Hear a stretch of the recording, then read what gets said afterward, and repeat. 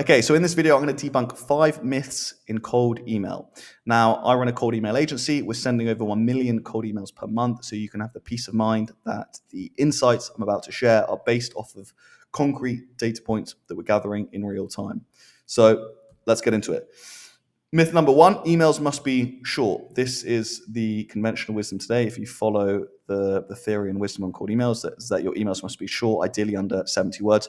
This is not necessarily true. We craft emails that are very short, that perform well. We craft emails that are much, much longer, that also perform very well. Our average length is actually anywhere between 100 to 125. So we have a preference towards slightly longer emails.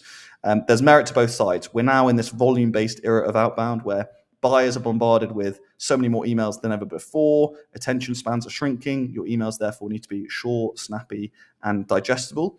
But equally, we're now in this AI era of outbound where these tools allow us to gather so many more data points on our prospects that allow us to craft much richer, detailed emails as well. What I would just encourage you to do is ensure that your emails are totally devoid of any waffle. So once you craft your email, review it and ruthlessly remove any words or phrases or lines that just don't serve any purpose. Every single line should serve a purpose, provide value, and flow cohesively to the next line.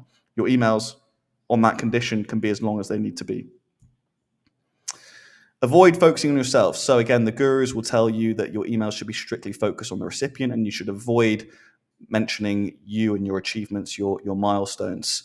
We run a strategy that performs consistently well, where we actually introduce ourselves first before talking about the prospect. And it works well because we are just humanizing our copywriting, because that's generally how you would introduce yourself to someone if you're at a networking event. You would say what your name is, who you are, and just a brief overview of your experience. This works particularly well if you're sending emails on behalf of a founder, whereas like, hi John, my name is Penn. I'm the co-founder of Stack Optimized. 2 years ago, I took the plunge into entrepreneurship, blah, blah, blah. Don't make it too long, but it can work really well just talking about yourself initially to humanize your message, but also disrupt patterns, right? We talk about this concept of pattern disruptors a lot. It's any kind of marketing strategy that breaks the norms.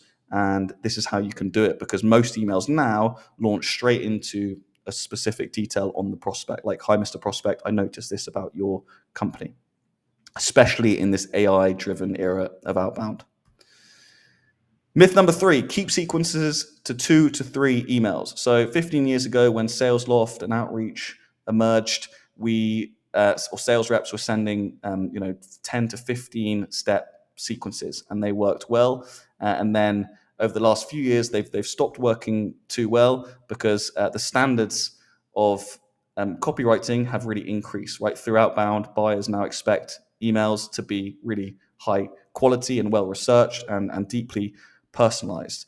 And so just nudges or reminder emails, the typical follow-ups, right, where it's like just bumping this to the top of your inbox or just wondering if you had a chance to see my previous email, no longer work. And so that doesn't necessarily mean your sequences now need to be much shorter. It just means that each step needs to be high quality. So we actually run a sequence that's 6 steps, 6 emails. We're actually considering extending it to 8, possibly 10 as well, in which every single email is very richly personalized.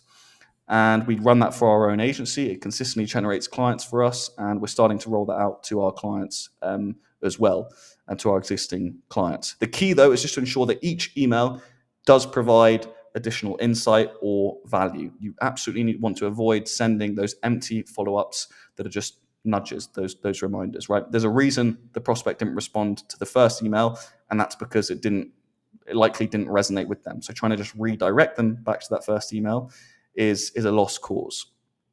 So throughout our sequence of six emails, we're incorporating over 15 unique personalization points on the prospect that we're sprinkling throughout that sequence, because then you create a really powerful compounding effect. Myth number 4, and I'm going to tie this into myth number 5 as well, is 1, you need a good offer, and 2, you need social proof. So again, a lot of the cold email gurus will tell you in order to make cold email work as a prerequisite, you need a really good offer. So you need a product with a really compelling USP, and you need good social proof, right? You need a lot of evidence that other people have validated your value proposition. I have come to realize over the last few months that this is not necessarily true, because we've onboarded a number of clients that are really in their infancy as a business. They don't have any social proof. They don't have any clients. They don't have a website, and they've got a half-baked product. And in one case, just a prototype. And we're delivering consistent results for them. And the reason being is because when you lack assets to use to pitch your product, you naturally focus all your attention on the recipient and really double down on personalization. So personalization is sufficient to get engagement, to generate engagement through cold email. In fact, some of these clients are our highest performing clients. It's almost a bit of a double-edged sword, right? It's a bit of it's both a blessing and a curse, right? When you don't have many things to talk about regarding your product, you just are naturally compelled to focus on the recipient. So the emails we're sending on behalf of these clients are super personalized, super relevant, and like I said, we're generating really solid engagement for them. So don't be put off by cold email. If you're in your infancy as a business, it absolutely can work for you. If you are in that stage, I'll be happy to shed some light on how specifically we've made it work for those clients and show you the kind of show you the kind of emails that we've created for them. So those are the 5 myths. Just to recap, emails, they can be long, they can be short. There's no hard and fast rule there. You can also talk about yourself. Don't be afraid to do so. It's going to help humanize your emails.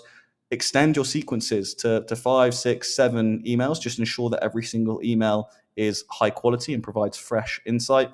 You need a good offer and you need social proof. You don't necessarily need a good offer and you don't necessarily need social proof. It can help, but it's not a prerequisite to making cold email work. If you want to see how we can turn your outbound into a revenue engine, book in a call, links in the captions, and be very happy to show you how specifically we could make it work for your business. Thanks for listening.